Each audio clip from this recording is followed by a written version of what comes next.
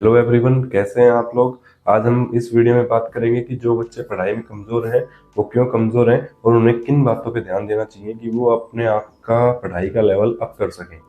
इस वीडियो में बेसिकली मैं 3 पॉइंट बताऊंगा। हम उन्हीं 3 पॉइंट पे डीपली डिस्कस करेंगे। तो आइए वीडियो स्टार्ट करते हैं।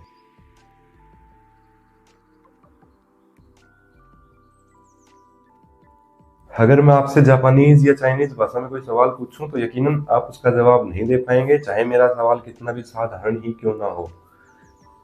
जवाब हम इसलिए नहीं दे पाएंगे क्योंकि मैंने जिस भाषा में आपसे सवाल पूछा है उस भाषा का ज्ञान आपको नहीं है, आपको लैंग्वेज नॉलेज नहीं है। पहला पॉइंट यही है कि हमें लैंग्वेज नॉलेज नहीं होती। जैसे अगर हम हिंदी में मैथ्स पढ़ रहे हैं तो हमें हिंदी भाषा का अच्छा ज्ञान होना चाहिए, और अगर हम इंग्लिश में मैथ्स पढ़ रहे हैं तो हमें इंग्लिश लैंग्वेज की अच्छी नॉलेज होनी चाहिए। बात बिल्कुल साफ है कि जब तक सवाल समझ में नहीं आएगा तब तक हम जवाब नहीं दे सकते। बच्चों को मैक्सिमम टाइम सवाल ही समझ में नहीं आते कि क्या दे रखा है और क्या निकालना है। अगर हम ये भी क्लियर कर दे बच्चे को कि ये इसमें दिया हुआ है और ये निकालना है तो बच्चा मैक्सिमम प्रॉब्लम्स खुद सॉल्व कर सकता है। लेकिन बच्चे को सवाल ही समझ में नहीं आता। सवाल क्यों समझ में नहीं आता? क्योंकि उसको जिस भाषा में हम पढ़ा रहे हैं उसका अच्छे से ज्ञान नहीं है। जैसे इंग्लिश में अगर बच्चा पढ़ रहा है तो उसको इंग्लिश की नॉलेज थोड़ी कम है, या फिर हिंदी में पढ़ रहा है तो उसको हिंदी में अच्छे से कुछ नहीं आता, मतलब वो एवरेज ही है उसमें। तो कोशिश करिए आप उस बच्चे को मैथ साइंस पढ़ाने की बजाय आप पहले उसको हिंदी या इंग्लिश के ग्रामर का पोर्शन आप उसको कवर करवाएं।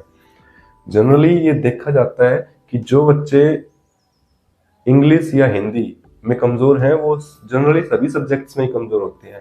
ऐसा कभी नहीं पाया गया कि एक बच्चा 4 सब्जेक्ट में 98% मार्क्स ले रहा है और एक सब्जेक्ट में 40% मार्क्स ले रहा है। ऐसा हो सकता है कि एक 4-5 सब्जेक्ट हैं जिनमें 80 नंबर आए और एक दो सब्जेक्ट ऐसे हैं जिसमें 70-65, मतलब 10-15-20 नंबर का गैप समझ में आता है। लेकिन ऐसा बिल्कुल नहीं होता कि एक सब्जेक्ट में बहुत टॉप और एक सब्जेक्ट में बिल्कुल लो। ऐसा बिल्कुल नहीं होता।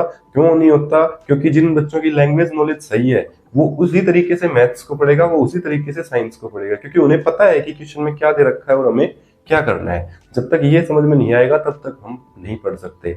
इसके लिए आपको करना क्या है? इसके लिए आपको सबसे पहले करना है कि ग्रामर की नॉलेज आपको हो। हिंदी में अगर आप पढ़ रहे हो तो हिंदी व्याकरण की नॉलेज आपको अच्छी हो, और अगर इंग्लिश में पढ़ रहे हो तो आपको इंग्लिश ग्रामर अच्छा से आना चाहिए। अब बात करते हैं कि लैंग्वेज नॉलेज को इम्प्रूव कैसे करें।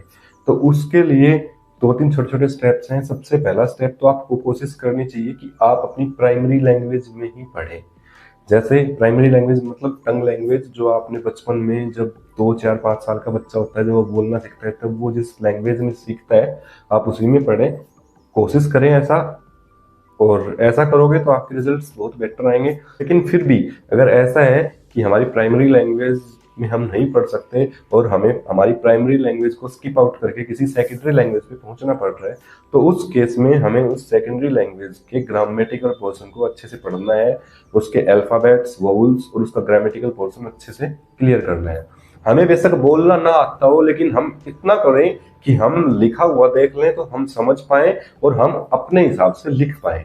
हम इतना जरूर कर पाए, हम देख देख के बोल लें, लिखा हुआ देख लें तो पढ़ लें और समझ लें और अपने हिसाब से लिख लें। बोल ना पाए कोई दिक्कत नहीं है, बोलने की दिक्कत तो रहती है अगर टंग लैंग्वेज दूसरी और सेकेंडरी लैंग्वेज में आप बात करते हैं तो मतलब बोलने में बहुत ज्यादा प्रॉब्लम्स आती है। ये धीरे धीरे बहुत ज्यादा प्रैक्टिस से होता है। फिर भी आपको इतना तो आना चाहिए कि आप किसी भी लैंग्वेज को, जिस लैंग्वेज में आप पढ़ रहे हैं उसमें इतना कर सकें कि आप उसको देख के समझ लें, लिख लें, बोल लें। बात करते हैं लैंग्वेज नॉलेज को इम्प्रूव करने के बारे में और थोड़ा सा डीपली। तो हम क्या कर सकते हैं? हम ऐसे कर सकते हैं कि जिस भी लैंग्वेज में हम पढ़ रहे हैं उस लैंग्वेज के कुछ बेसिक वर्ड्स को हम अपनी डेली लाइफ में यूज कर सकते हैं। डेली लाइफ में धीरे धीरे यूज करेंगे तो हमारा आसपास का माहौल और हम उस तरीके से धीरे धीरे ढलते चले जाएंगे। ये काम बिल्कुल एक दिन में नहीं होने वाला है। इसके लिए आपको रेगुलर और डेली प्रैक्टिस चाहिएगी, उसके बाद ही आप इसमें इम्प्रूवमेंट देख पाएंगे। मैं इस बात की श्योरिटी देता हूँ अगर आपकी लैंग्वेज नॉलेज स्ट्रांग हो गई तो आपका फिर हर सब्जेक्ट धीरे धीरे अपने आप स्ट्रांग हो जाएगा। आप अपने आप को बैकवर्ड फील नहीं करोगे 1%। बात करते हैं दूसरे पॉइंट की। तो दूसरा पॉइंट है कि कुछ ऐसे स्पेसिफिक वर्ड्स या कुछ ऐसे टॉपिक्स जो हर एक सब्जेक्ट को इंडिविजुअली डिफरेंट बना। जैसे मैं बात कर रहा हूँ मैथ्स की, तो मैथ्स में भी हर क्लास में, हर चैप्टर में, हर टॉपिक में कुछ ऐसे वर्ड्स होते हैं जो मैथ्स को यूनिक बनाते हैं। जैसे एक एग्जांपल से समझते हैं, हम कोई टॉपिक कर रहे हैं कांस्टेंट और वेरिएबल का, और हमें ये नहीं पता कि कांस्टेंट और वेरिएबल होते क्या है, तो 99% चांसेस है कि हम उससे रिलेटेड क्वेश्चंस नहीं कर पाएंगे। क्यों नहीं कर पाएंगे? क्योंकि हमें उन स्पेसिफिक वर्ड्स की नॉलेज नहीं है। जब भी हम काम करने बैठे, जब भी हम पढ़ने बैठे, तो किसी भी टॉपिक को हम करने बैठे, तो उस टॉपिक में डायरेक्ट क्वेश्चन करने से पहले आप उस टॉपिक पे यूज हुए कुछ स्पेसिफिक वर्ड्स को देखिए और उनकी डेफिनेशन को देखिए। इससे आपकी उस सब्जेक्ट में जो रुचि है वो बढ़ेगी और इसके साथ साथ आपको क्वेश्चंस आएंगे। कई बार ये होता है कि बच्चे क्वेश्चन करने बैठते हैं, एक क्वेश्चन किया वो समझ में नहीं आया, दूसरा किया वो भी समझ में नहीं आया, लैंग्वेज भी समझ में नहीं आई, क्या दे रखा है, क्या निकालना है, और उसके बाद उसको बंद करके रख दिया और बोल देते हैं कि मैथ सब्जेक्ट बहुत ज्यादा बेकार है, स्ट्रॉन्ग है, इसको नहीं पढ़ सकते, ऐसा कुछ जो भी। तो इस तरीके की बातें जो करते हैं उनके लिए लैंग्वेज नॉलेज तो है ही, उसके साथ उनको स्पेसिफिक वर्ड, इन दोनों चीजों की उनको नॉलेज होती नहीं है और इसी वजह से वो लोग आगे काम कर नहीं पाते हैं। आप कोशिश करिए, पहले लैंग्वेज नॉलेज सीखिए और उसके बाद फिर जो स्पेसिफिक वर्ड्स है उनको भी आप सीखिए, उसके बाद आप एक्सरसाइज कीजिए। इससे आपके साथ ऐसा नहीं होगा कि आपको क्वेश्चन बिल्कुल नहीं आ रहे, आपको क्वेश्चन आएंगे, धीरे धीरे आएंगे और आप प्रैक्टिस करते जाओगे तो इसमें विजिबल इफेक्ट्स दिखेंगे। तीसरा पॉइंट है अंडरस्टैंडिंग स्किल्स। अंडरस्टैंडिंग स्किल्स क्या होती हैं और कैसे इंप्रूव होंगी, आइए इसके बारे में देख। कई बार देखा है आपने कि क्लास में कोई टीचर क्वेश्चन बोलता है तो एक बच्चा 30 सेकंड में उसको सोल्व कर देता है, एक बच्चा उसको 3 मिनट में सोल्व कर रहा है।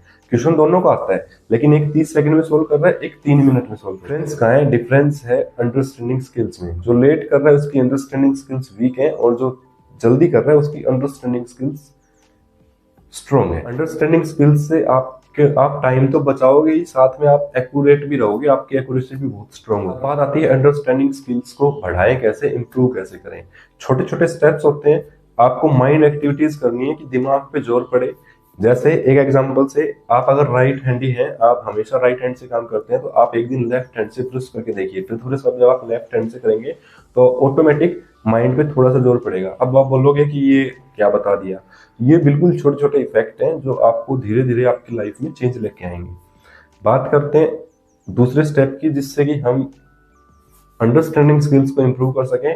तो आप जब भी खाली बैठे हो तो अपने माइंड में खुद ही एक पजल सोचिए और खुद ही उसको सोल्व करने की कोशिश कीजिए। खुद ही आप ऐड सब्ट्रैक्ट सोचिए। जैसे मान लो 9 और 8 17, 17 और 8 25, 25 और 9 34, 34 और 9 43, 43 और 8 51, 51 और 8 59, 59 और 8 67। इस तरीके से आप सोचिए, मतलब खुद ही सोचिए और कोशिश करिए खुद ही उसका जल्दी से रिप्लाई करने की। 9 + 8 17, जैसे मैंने अभी बताया, इस तरीके से आप सोचिए और इस तरीके से खुद ही कोशिश करिए उसका रिप्लाई करने की। इससे आपका माइंड है वो, उसका सर्कुलेशन बढ़ेगा और आप धीरे धीरे इस चीज में स्ट्रांग हो जाएंगे। हम अंडरस्टैंडिंग स्किल्स को कैसे इंप्रूव कर सकते हैं वो देखिए। जैसे अगर आपके पास पूछ लिया आपसे 3 × 5 × 3 × 3 × 5 × 2, ये क्या होता है? तो आप क्या करोगे? 3 5 जा 15, 15 3 जा 45, 45 को 3 से मल्टीप्लाई करोगे, उसको 5 से मल्टीप्लाई करोगे और लास्ट में 5 को किससे मल्टीप्लाई करोगे? 2 से। तो जो रिजल्ट आएगा वो आएगा। अगर हम इसको इजी वे में करना चाहें तो देखो 5 को 2 से हम पहले मल्टीप्लाई कर सकते हैं, क्या आ जाएगा? 10। इसका बेनिफिट ये रहेगा कि 10 को किसी भी नंबर से मल्टीप्लाई करना बहुत इजी रहता है। 10 3 जा 30, 33 जा 90, 95 जा 450, 450 को हम 3 से मल्टीप्लाई कर देंगे और आंसर आ जाएगा 135 और 10 का 0। तो ये इसका आंसर हो गया। इसमें आपको कैलकुलेशन करने की जरूरत भी नहीं पड़ी और आपने इसको इजीली सॉल्व आउट भी कर दिया। इससे थोड़ा सा इजी हो जाता है। तो ऐसी ऐसी थोड़ी छोटे छोटे स्टेप्स आपने खुद नोटिस करने हैं और धीरे धीरे अपने आप को इम्प्रूव करना है। कई बार क्या होता है, हम किसी क्वेश्चन को करते हैं तो लॉन्ग स्टेप में कर लेते हैं, कई बच्चे ऐसे होते हैं जो शॉर्ट स्टेप में कर लेते हैं। तो आपको उन बातों को भी ध्यान रखना है। धीरे धीरे ये चीजें प्रैक्टिस से आएंगी। इसके अलावा अंडरस्टैंडिंग स्किल्स को आप धीरे धीरे जितनी प्रैक्टिस करते जाएंगे, धीरे धीरे ऑटोमेटिकली अंडरस्टैंडिंग स्किल्स को आप अपने आप ग्रो करते जाएंगे और कोई मेथड इसका है नहीं। बात करते हैं फाइनल वर्डिक्ट की। तो फाइनल वर्डिक्ट ये है कि आपको सबसे पहले तो लैंग्वेज नॉलेज होनी चाहिए। लैंग्वेज नॉलेज के बिना आप प्रैक्टिस नहीं कर सकते। मैक्सिमम टीचर बोलते हैं कि प्रैक्टिस करोगे तो आएगा, प्रैक्टिस करोगे तो आएगा। प्रैक्टिस किसकी करनी है? लैंग्वेज नॉलेज की। सबसे पहले लैंग्वेज नॉलेज की प्रैक्टिस करनी है। लैंग्वेज नॉलेज की प्रैक्टिस होने के बाद आपको टीचर की जरूरत बहुत कम पड़ेगी, आप खुद भी पढ़ पाओगे क्योंकि बुक में सब कुछ लिखा होता है। वो जरूरत पड़ेगी लेकिन उतनी नहीं कि आपको रेगुलर जरूरत पड़े, आप उसमें अच्छे से पढ़ सकते हो। दूसरी बात, आपको स्पेसिफिक वर्ड्स की भी नॉलेज होनी चाहिए अच्छे से। जब इन दोनों की प्रैक्टिस अच्छे से हो जाए तो फिर आपको हर सब्जेक्ट की अच्छे से प्रैक्टिस करनी है। बिना प्रैक्टिस के नहीं होगा, ये सही है, लेकिन सबसे पहले प्रैक्टिस लैंग्वेज नॉलेज की करनी है। तो जब आपको क्वेश्चन समझ में आने लग जाएंगे कि क्या दे रखा है और क्या निकालना है, तो उस पर आप अपना दिमाग भी लगा पाओगे, आपको किसी दूसरे की जरूरत भी नहीं रहेगी। ऐसी कोई घुट्टी या ऐसी कोई दवाई या ऐसा कोई जादू टोना या ऐसा कोई मंत्र नहीं है कि मैं आपको दे दूं और आप एक दिन में जीरो से प्रो हो जाए। इसके लिए आपको रेगुलर प्रैक्टिस करनी ही करनी पड़ेगी। 45 डेज का टाइम इसमें मैक्सिमम होता है जहां पे आपको विजिबल इफेक्ट्स शो होने लग जाते हैं। अगर आप 45 डेज तक इस जो कॉन्सेप्ट है इसको लगातार चलाते रहोगे, अपने आप को पूरी मेहनत से इसमें इंक्लूड कर दोगे, तो 45 डेज के बाद आपको विजिबल इफेक्ट्स शो हो जाएंगे, ये श्योर है। इसके अलावा 3 मेन डिसाइडिंग फैक्टर्स हैं जो आपकी प्रैक्टिस में आपकी हेल्प करेंगे। सबसे पहले फ्रेंड्स, दूसरा आपके टीचर्स, और तीसरा है आपका घर का माहौल। कई बारी हमारे जो फ्रेंड सर्कल है वो अगर आपके बारे में वास्तव में चिंता करता है, आपके फ्यूचर के बारे में सोचता है, तो वो आपको इन चीजों के लिए मोटिवेट करेगा।